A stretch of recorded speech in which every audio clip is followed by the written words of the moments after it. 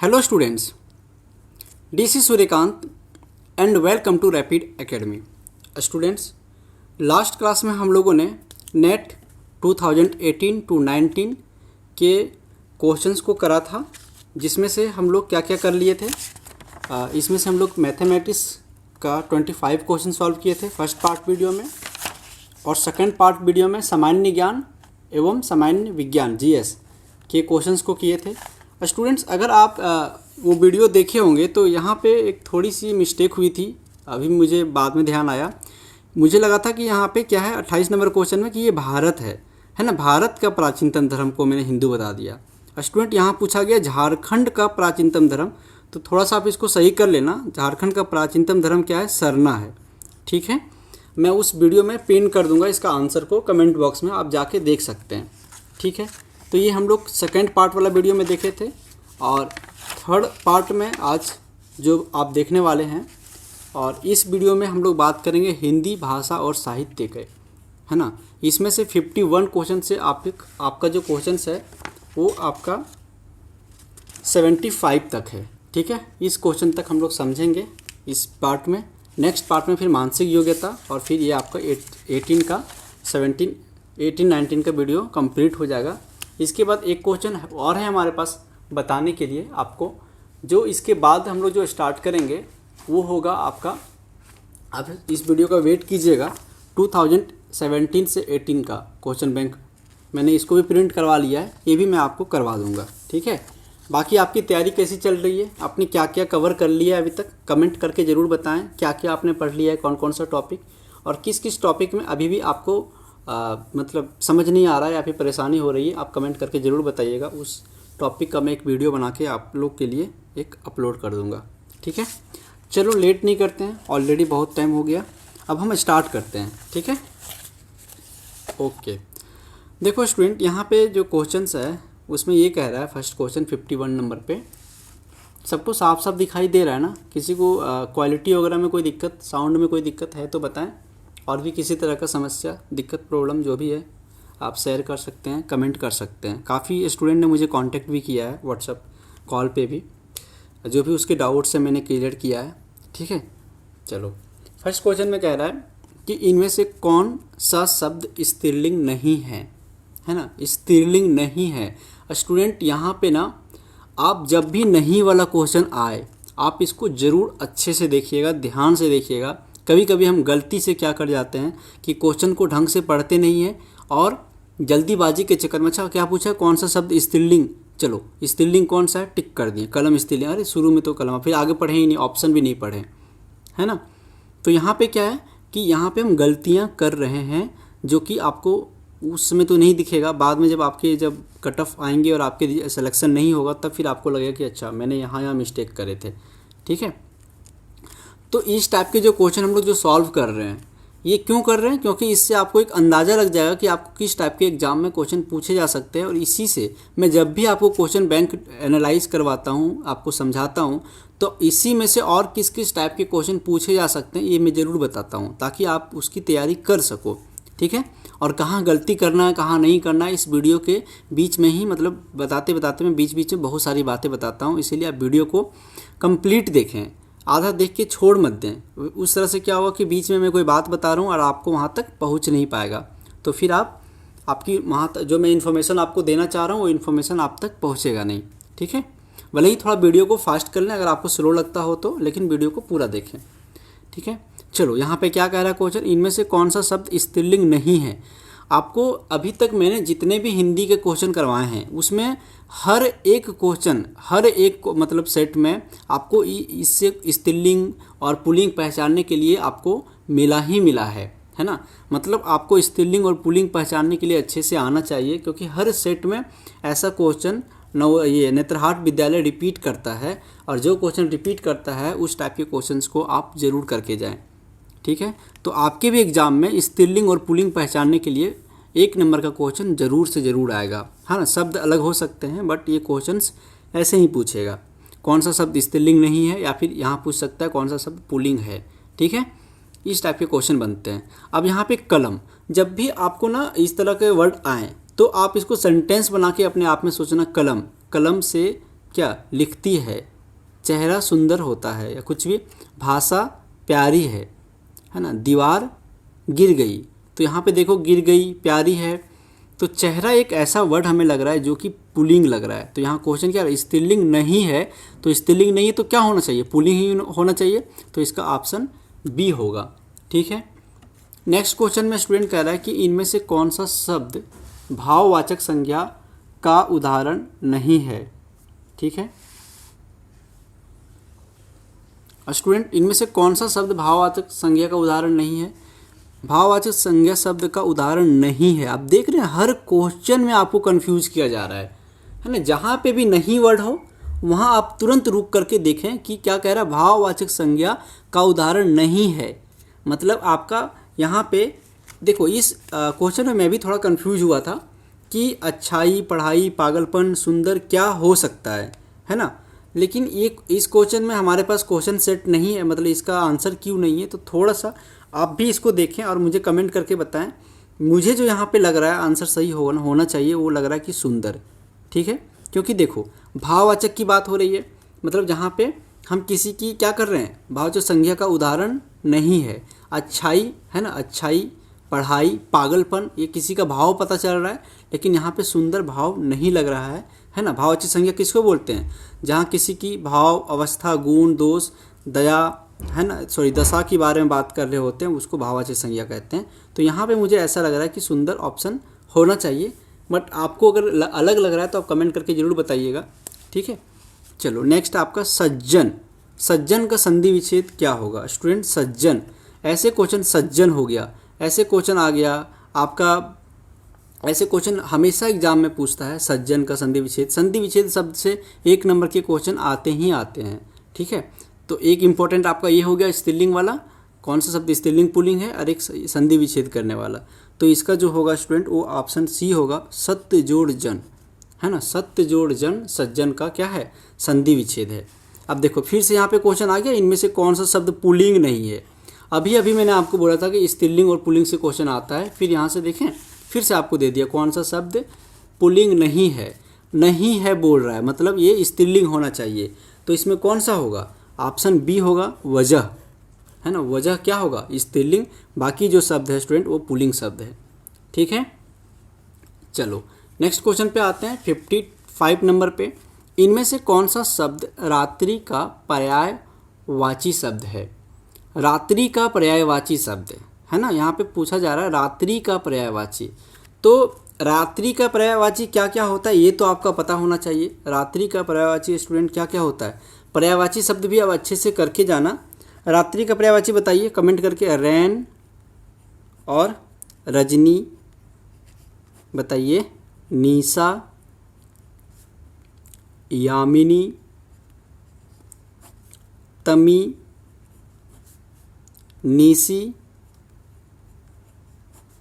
त्रियामा, इसको याद भी करना है आपको, कॉपी में लिख लीजिए, विभावरी, छंदा, सरवरी और रात। इतना इजी नहीं देगा रात वाला। तो ये सारे रात्रि के संधि क्या है, पर्यायवाची हैं। तो विभावरी यहाँ पे क्या है, पर्यायवाची शब्द है, तो इसका ऑप्शन डी होगा। निशाचर नहीं होगा है ना, निशा होगा लेकिन निशाचर नहीं होगा। ठीक है, ये चीज़ को ध्यान रखना आप। चलो 56 नंबर पे है, जो स्त्री कविता रचती है। जो स्त्री कविता रचती है उसके लिए सही शब्द है ना। जो भी स्त्री जो मतलब कवित्री होती है, जो मतलब कविता मतलब ये लिखती है ना। कवि जैसे जेंट्स जो होगा, पुरुष होता क्या, पुरुष के लिए कवि होगा, और स्त्री के लिए जो वर्ड होगा वो कवयित्री। अब देखो कवित्री में भी 2 वर्ड दे दिया आपका, कवयित्री। अच्छा यहाँ पे कवित्री है, ठीक है, कवयित्री, ये तो ऑप्शन सही है। लेकिन अभी मैं अभी सेट ही देख रहा था तो वहाँ पे एक ऑप्शन सेम क्वेश्चन रिपीट किया था है ना। सेम क्वेश्चन यही पूछा था कि 2 स्त्री कविता रचती है, लेकिन यहाँ पे ऑप्शन इसने क्या किया, थोड़ा सा उसने ये 2 ऑप्शन तो दिया गया था, और तीसरा जो ऑप्शन था ये कवित्री, ये भी ऑप्शन था वहाँ पे, लेकिन जो चौथा ऑप्शन था वो क्या किया था इसने, कवयित्री। ऐसे थोड़ा सा इसने हर्षई और दीर्घई, छोटी और बड़ी ई की मात्रा को चेंज कर दिया। बाकी सब कुछ कव तक यहाँ सेम था। कवयित्री, इत्री में देखो य में छोटी ई है मात्रा और त्री में बड़ी ई की मात्रा है। ये चीज़ आप ध्यान रखना, क्योंकि ये क्वेश्चन हमेशा रिपीट करता है। तो रिपीट करेगा, फिर से अगर पूछेगा तो आपको यहाँ पे थोड़ा सा कन्फ्यूज कर देगा, क्योंकि आप तो कवित्री पढ़ के गए हैं, लेकिन एकदम से ध्यान से हटिए सर हर्षई था या दीर्घई था, तो फिर आपका यहाँ पे गलत हो जाएगा। ठीक है, फिर है आपका सुलभ का विलोम शब्द। सुलभ स्टूडेंट, सुलभ का क्या होता है? दुर्लभ, है ना, दुर्लभ होगा यहाँ पे, कुलभ अलभ और दुर्भाग्य नहीं होगा, सौभाग्य का दुर्भाग्य होता है। ठीक है, ओके, समझ में आ रहा है, कोई दिक्कत तो नहीं है आपको? चलो, न्यायालय शब्द का समास भेद। देखो यहाँ पे हम लोग क्या क्या देख रहे हैं कि आपका स्त्रीलिंग और पुल्लिंग से एक क्वेश्चन आता है 100%। ठीक है, आपका संधि विच्छेद से एक क्वेश्चन आता है 100%, है ना। आपका सिलेबस कुछ नतरहाट विद्यालय ने कोई सिलेबस आपको नहीं बताया, सिर्फ ये बोल दिया कि हम क्लास 5 तक पूछेंगे। ठीक है, तो आप अपने से सिलेबस बना सकते हैं। स्त्रीलिंग पुल्लिंग से आता है, संधि विच्छेद से आता है, और हमने फिर क्या देखा यहाँ पे कि जो कविता रचती है, मतलब अनेक शब्दों के लिए एक शब्द से आता है, अनेक शब्दों के लिए एक शब्द, और क्या आता है? पर्यायवाची शब्द। साथ साथ में लिखते जाते हैं। विलोम शब्द, समास, कारक भी आता है, आगे देखेंगे कारक से भी 1-2 क्वेश्चन होंगे आपके इसमें, है ना। तो यहाँ पे आपका समास शब्द हो गया। न्यायालय में समास भेद बताइए स्टूडेंट। अगर न्यायालय हम देखें तो न्यायालय का जो मीनिंग निकलता है वो क्या निकलता है? न्याय के लिए आलय। समास अगर आप अच्छे से नहीं पढ़ के जाएंगे ना तो आपका 1-2 क्वेश्चन छूट जाएगा। ठीक है, तो आप समास को अच्छे से पढ़ के जाइएगा, समास का भेद और समास को पहचानने के लिए।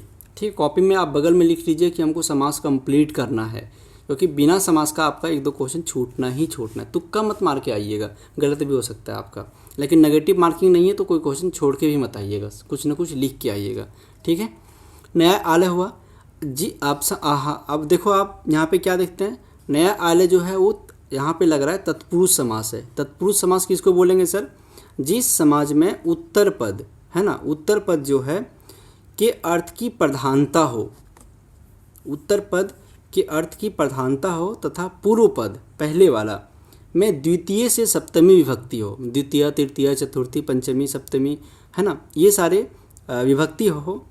अगर ये सारा दिख रहा हो तो उसे हम तत्पुरुष समास कहते हैं। और भी इसका एग्जाम्पल अगर तत्पुरुष समास की अगर हम देखें स्टूडेंट तो रसोई घर, रसोई के लिए घर, जब भी ऐसा समास हो तो समझना तत्पुरुष समास है। और भी क्या, यही क्वेश्चन अगर दे दे कि बताओ समास का भेद क्या, न्यायालय की जगह आपको डाल दे रसोई घर, क्या है? राह खर्च, राह के लिए खर्च, परीक्षा भवन, परीक्षा के लिए भवन, और क्या हो सकते हैं? ब्राह्मण, दक्षिणा, ब्राह्मण के लिए दक्षिणा, हथकड़ी, हाथ के लिए कड़ी, और क्या हो सकता है? युद्ध भूमि, युद्ध के लिए भूमि, यज्ञ वेदी, यज्ञ के लिए वेदी।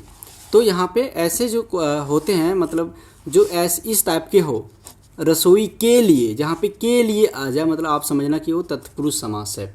ठीक है, ये चीज़ को आप थोड़ा ध्यान रखना।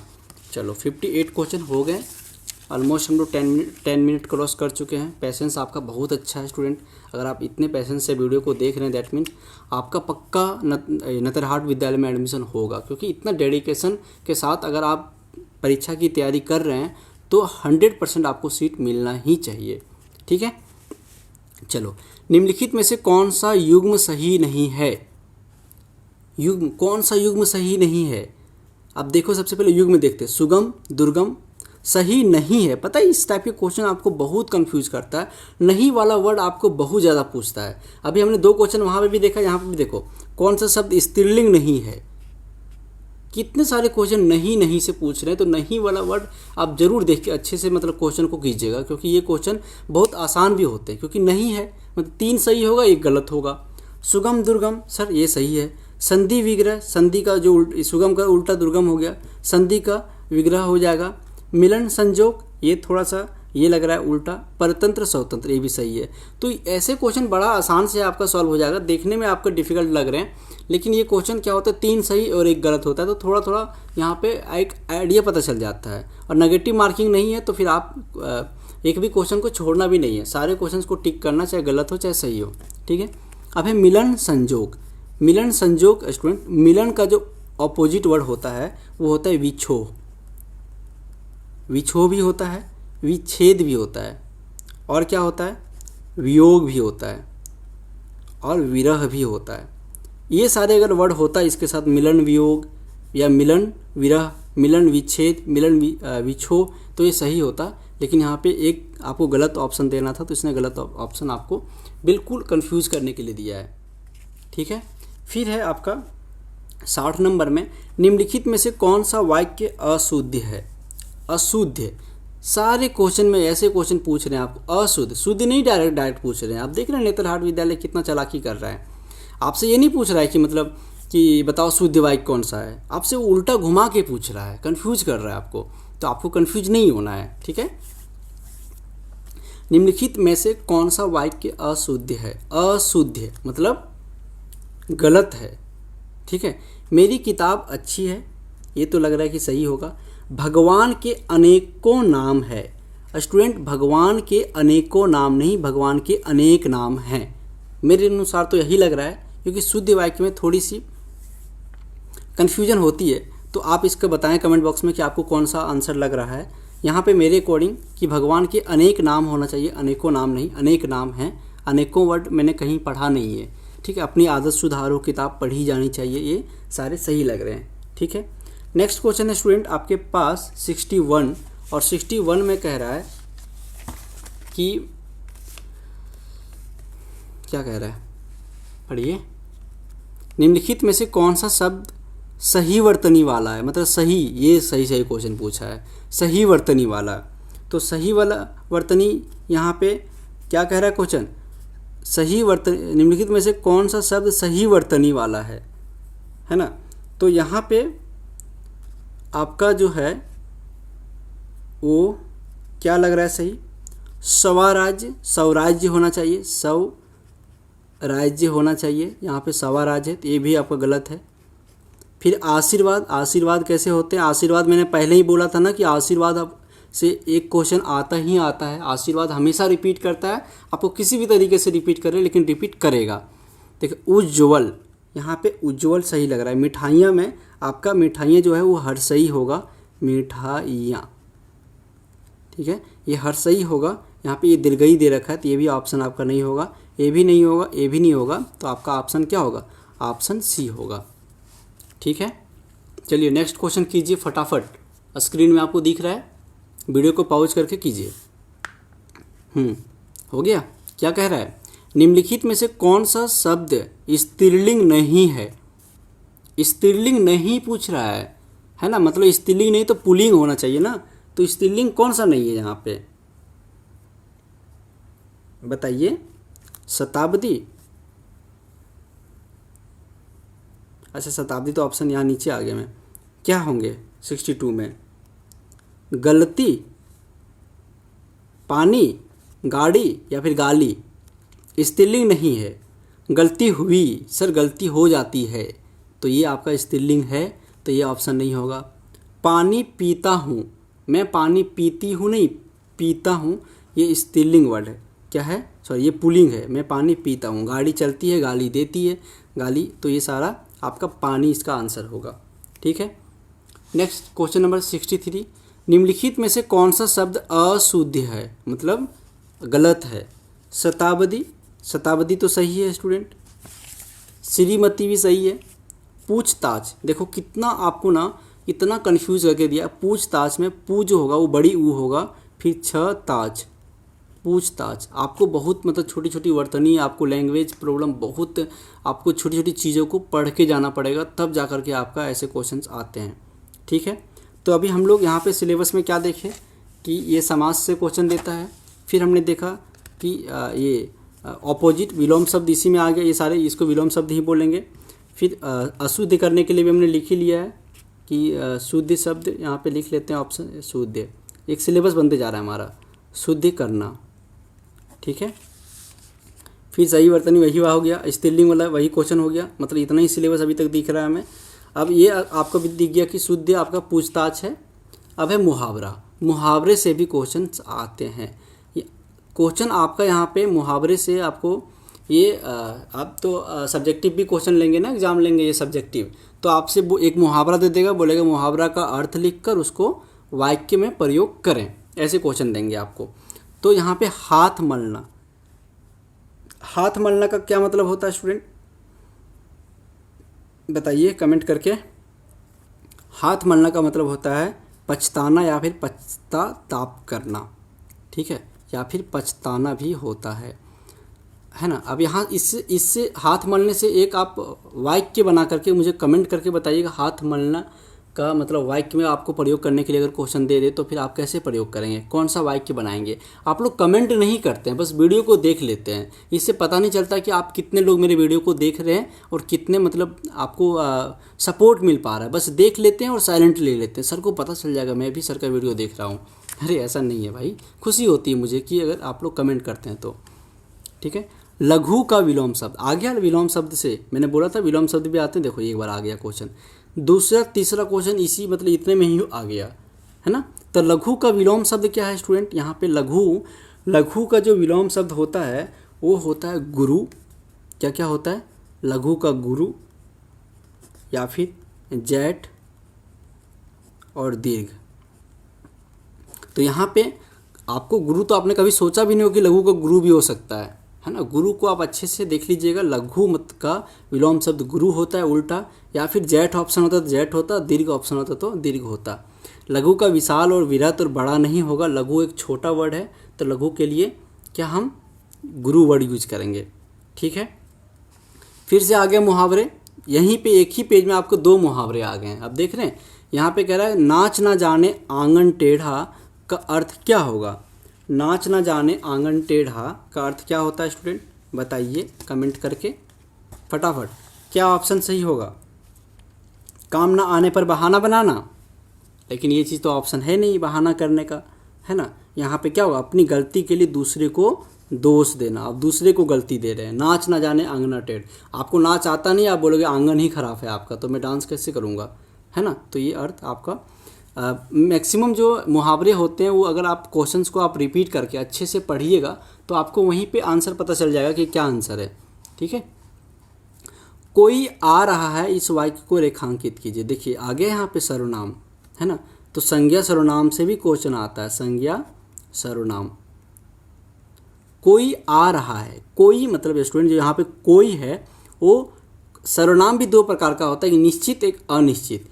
कोई मतलब क्या है, यहाँ पे किसी के बदले मतलब किसी के बदले वर्ड यूज हो रहा है ना, जो शब्द संज्ञा के बदले आता है। कोई किसी का यहाँ पे क्या है, संज्ञा के बदले आ रहा है, लेकिन यहाँ कह रहा है कोई आ रहा है। कोई मतलब यहाँ पे क्या है कि निश्चित नहीं है, अनिश्चित है, यहाँ पे आपको बोला नहीं है। तो जहाँ पे कोई जैसे वर्ड हो जहाँ पे निश्चय ना हो कि कौन आ रहा है, तो उसको बोलते हैं अनिश्चित। तो यहाँ पे जो ऑप्शन होगा वो अनिश्चित वाचक सर्वनाम होगा, ठीक है। निश्चित नहीं है, सर्वनामिक विशेषण नहीं होंगे, व्यक्तिवाचक संज्ञा भी नहीं होगा, ठीक है। व्यक्तिवाचक संज्ञा में नाम होता है, किसी भी नाम को किसी विशेष खास व्यक्ति नाम को व्यक्तिवाचक संज्ञा कहते हैं, ठीक है।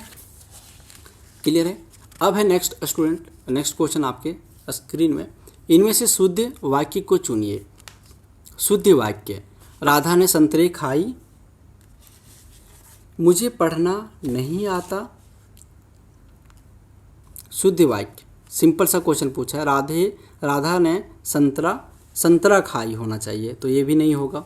मुझे पढ़ना नहीं आता, मुझे पढ़ना नहीं आता है नहीं होना चाहिए, मुझे पढ़ना नहीं आता, बस इतना ही होना चाहिए।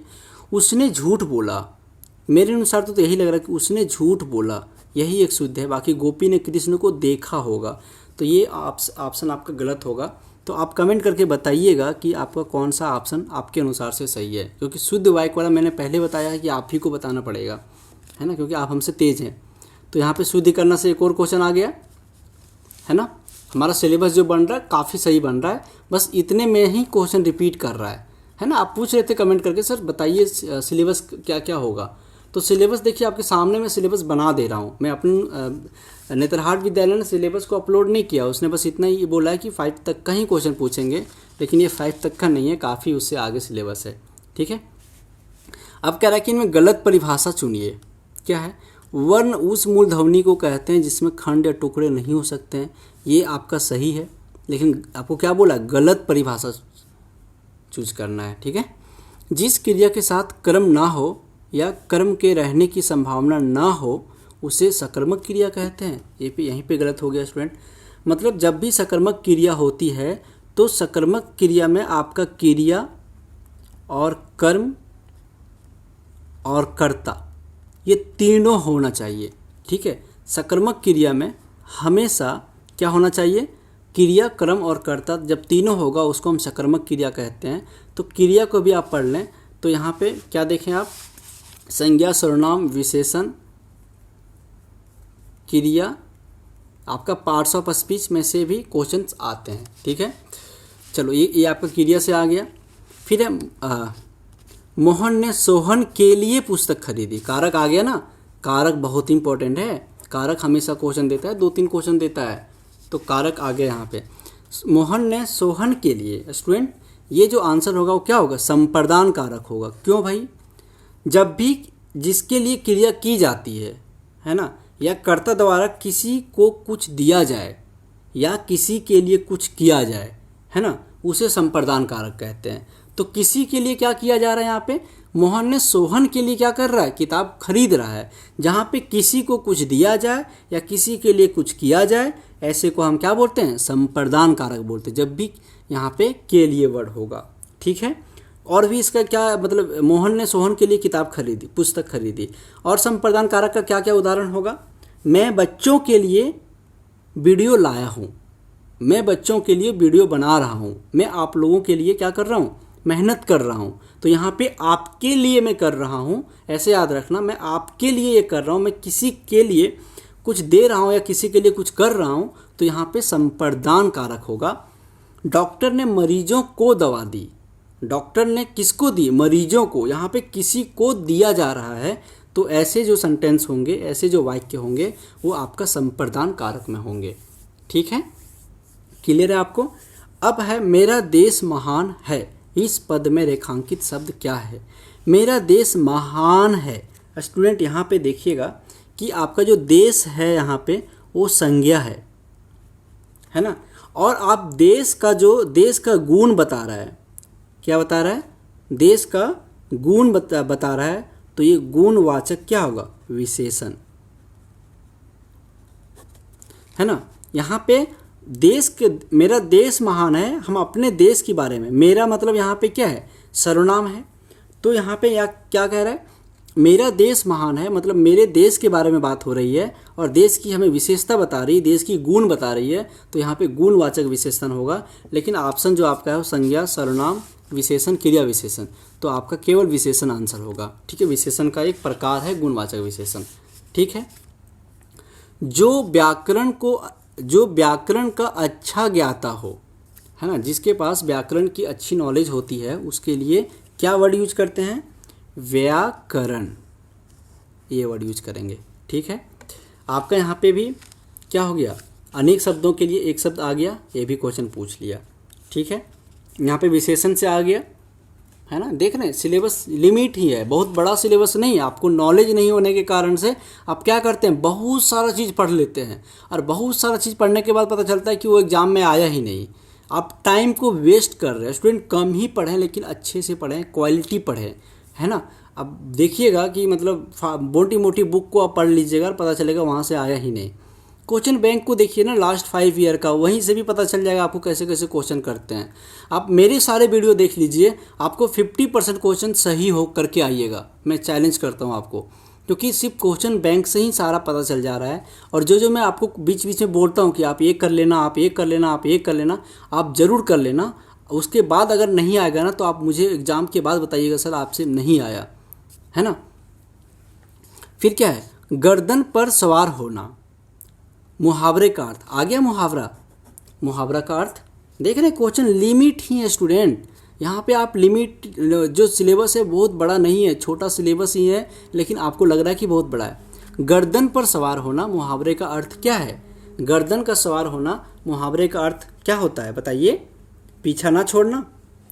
जब देखो तुम मेरी गर्दन पर सवार रहते हो, मतलब पीछा ना छोड़ना, मतलब क्या करते हो? हमारे पीछे पीछे आते हो, मतलब हमारे पीछे पड़ चुके हो। आप तो नहीं पड़ चुके मेरे पीछे, कोई बात नहीं, मैं आपको हेल्प करने के लिए तैयार हूँ, ठीक है। अब क्या है, अच्छा आप लोग ये कमेंट करके बताइएगा आप तैयारी कैसे कर रहे हैं, कितने लोग यहाँ पे ट्यूशन पढ़ रहे हैं कि कोचिंग के हेल्प ले रहे हैं, और कितने लोग आप कौन से बुक से पढ़ रहे हैं, कितने लोग और कौन कौन से मतलब वीडियो देख रहे हैं, कौन कौन चैनल का, आप मुझे कमेंट करके बताइएगा, थोड़ा मैं भी जानूँ कि आप लोग क्या क्या चीज़ से तैयारी कर रहे हैं। चलो, रामचरितमानस की रचयिता कौन है? नेक्स्ट क्वेश्चन करते हैं, बताइए कमेंट करके फटाफट। 74 का आंसर सर ABCD लिखिए, 74 का ABCD ऐसे, ठीक है।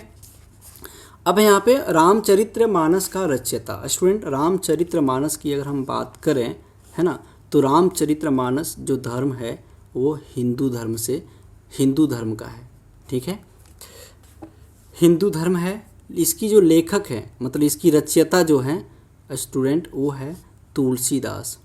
ये क्वेश्चन आता है कभी कभी, आपसे पूछ लिया कि ये क्वेश्चन रामचरितमानस, आपको पता है कि ये क्वेश्चन रिपीट है, ये बार बार पूछा है मैंने तो जो क्वेश्चन करवाया उसमें से आपको ये तीसरा बार मैं पढ़ा रहा हूँ कि रामचरितमानस की रचयिता कौन है। ये क्वेश्चन पूछता है रामचरितमानस, आपको प्रेमचंद के लिखा हुआ बुक जैसे हो गया कि गोदान हो गया, ये सारे क्वेश्चन पूछता है आपसे, ठीक है। रामचरितमानस ये की रचयिता वाल्मीकि नहीं है, यहाँ गलत मत कर देना आप, लेखक आपकी कौन है? तुलसीदास। अच्छा, ये भी पूछा है कि रामचरितमानस कौन सा भाषा में लिखी गई है, बताइए। इसकी भाषा जो है स्टूडेंट वो हिंदी की बोली है, एक अवधी, उसमें लिखी गई है, हिंदी की ही बोली है अवधी भाषा में तुलसीदास जी ने रामचरितमानस को लिखा था। इसमें अगर श्लोक और आयत की बात करूं तो इसमें 10,902 श्लोक है, ठीक है। श्लोक आप इसको अच्छे से याद रखिएगा। लास्ट क्वेश्चन है आपका, आपने बहुत अच्छे से पैसेंस रखा है, तो लास्ट क्वेश्चन पे हम लोग देख लेते हैं। सूर्य का पर्यायवाची शब्द, आ गए पर्यायवाची शब्द से क्वेश्चन। तो सूर्य का पर्यायवाची जो शब्द है स्टूडेंट क्या क्या होता है?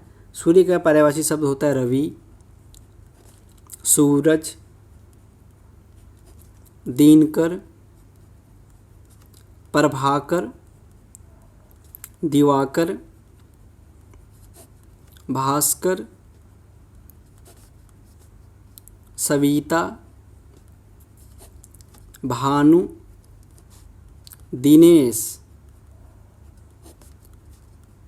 मार्तंड, अंशु, माली, ऐसे क्वेश्चन आते हैं। मान के चलो क्वेश्चन रिपीट कर दिया और इसने ऑप्शन चेंज कर दिया, तो ये चीज़ आपको अच्छे से आना चाहिए। तो यहाँ पे सूर्य की जो है, सूर्य के पर्यायवाची शब्द नहीं है, देखो मैं भी कभी गलती कर दिया था, तो रवि भी है, भास्कर भी है, दिनकर भी है, तो ऑप्शन यहाँ पे रत्नाकर नहीं होगा। चलिए, हमने यहाँ पे इस वीडियो में 75 क्वेश्चन कर लिए और हमें एक सिलेबस का एक अंदाज़ा भी लग गया स्टूडेंट। क्या अंदाज़ा लगा? कि आपको जो कंप्लीट करना है अच्छे से, यहाँ पे तो एक ही क्वेश्चन, 2 ही क्वेश्चन हम लोग किए ना, लेकिन आपको अच्छे से शब्दों को स्त्रीलिंग और पुल्लिंग पहचानने के लिए आना चाहिए। इसकी बहुत सारे रूल्स होते हैं, अगर आपको नहीं पता है तो कमेंट करके बताइएगा, मैं स्पेशल वीडियो इसके लिए ला दूंगा। संधि विच्छेद से क्वेश्चन आते हैं, संधि विच्छेद करने के लिए या फिर करने दे देंगे आपको, या किया हुआ रहेगा, उसमें से आपको एक सही चूज करना पड़ेगा। अनेक शब्दों के लिए एक शब्द कम से कम 100 जरूर याद कीजिएगा, है ना। पर्यायवाची शब्द, विलोम शब्द, समास, शुद्ध करना वाक्य को, शुद्धिकरण तो पता है VVI लगा लीजिए, एक नहीं 2 3 क्वेश्चन रिपीट करता है। मुहावरे और इसके अर्थ और मुहावरा का वाक्य में प्रयोग करना, आपके संज्ञा, सर्वनाम, विशेषण और कारक, क्रिया और कारक। हमने यहाँ पे हमने 2018-19 से क्वेश्चन में क्या देखा कि इतने सारे आपके हिंदी के सिलेबस है, यहाँ से आपके क्वेश्चन पूछे जाते हैं, ठीक है। तो आई होप कि आपको जो टास्क मिला है, आज की जो होमवर्क है वो ये है कि आप नेक्स्ट वीडियो आने से पहले आप इतना कंप्लीट कर लें। अगर आप नेत्रहाट विद्यालय को एग्ज़ाम को क्वालिफाई दिल से करना चाहते हैं, सच्चे दिल से करना चाहते हैं, तो आप इसको लिख लीजिए कॉपी में और इसकी आप तैयारी करते रहिए और मुझे कमेंट करके आप ज़रूर बताते रहिए कि आपकी तैयारी कैसी चल रही है। चलो ठीक है स्टूडेंट, आज के लिए इतना ही। आप अपनी स्वास्थ्य की ध्यान जरूर रखें, क्योंकि अगर आप स्वास्थ्य की ध्यान नहीं रखेंगे, खाना कम खाएंगे, तो आपकी तबीयत खराब होगी और आप परीक्षा में तैयारी परीक्षा के लिए अच्छे से नहीं हो पाएगी, फिर आप अच्छे से परीक्षा दे नहीं पाएंगे। ठीक है, इसीलिए आप अच्छे टाइम पे उठें, टाइम पे सोएं और अपना ध्यान रखिएगा। चलो फिर हम लोग नेक्स्ट वीडियो में मिलते हैं, है ना। और आप अपना एक टाइम बता दीजिएगा कि आप लोग किस टाइम में फ्री होते हैं, उसी टाइम में वीडियो को अपलोड करेंगे, कमेंट करके बताइएगा। ठीक है, चलो आज के लिए इतना ही। Bye bye and take care.